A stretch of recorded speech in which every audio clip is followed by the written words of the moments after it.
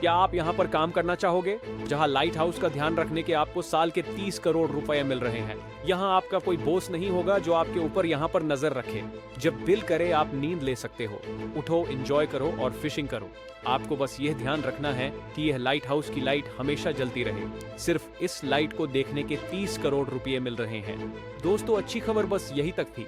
बुरी खबर यहाँ से शुरू होती है कि यह नौकरी दुनिया की सबसे खतरनाक नौकरी है। इस लाइट हाउस का नाम है जुमेंट लाइट हाउस। ये समुंदर के बीचों बीच है। मैं यहाँ पर काम कर लूंगा ऐसा सोचने से पहले आप जरा इसे सुनो। यहाँ पर आपसे बात करने वाला कोई नहीं होगा। सबसे खतरनाक यह है कि इस एरिया में बहुत भयानक तूफान आते हैं। समुद्री लहरों के अंदर कई बार यह लाइट हाउस पूरा ढक जाता है। जान जाने का भी खतरा यहाँ रहेगा।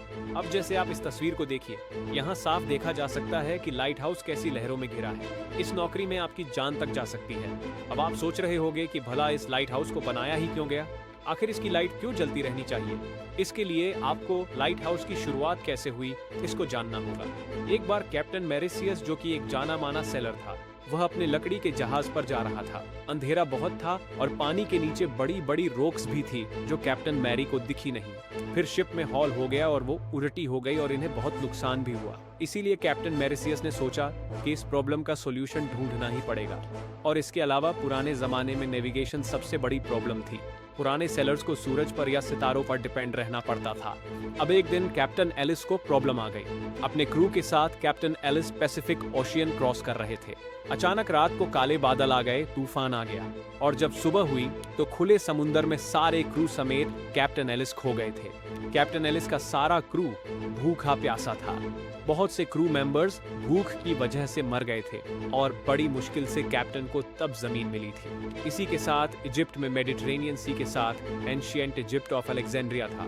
इस शहर के किनारे जाने के लिए यहाँ से गुजरना पड़ता था और इस रास्ते में बहुत से पत्थर होते थे। रात में जब शिप यहाँ पर आती तो ज्यादातर शिप पत्थर से टकराकर डूब जाती और सामान भी सारा बर्बाद हो जाता। अब इस शहर का इन पत्थरों की वजह से बहुत नुकसान हो रहा था और इसीलिए यहाँ के रूलर ने एक आर्किटेक्ट को बुलाया और ये डिसाइड हुआ कि यहाँ पर एक बड़ा सा रोशनी का मीनार बनाया जाए जो शिप्स को सेफ्टी की तरफ गाइड करेगा और साथ ही में पत्थरों से भी बचाएगा।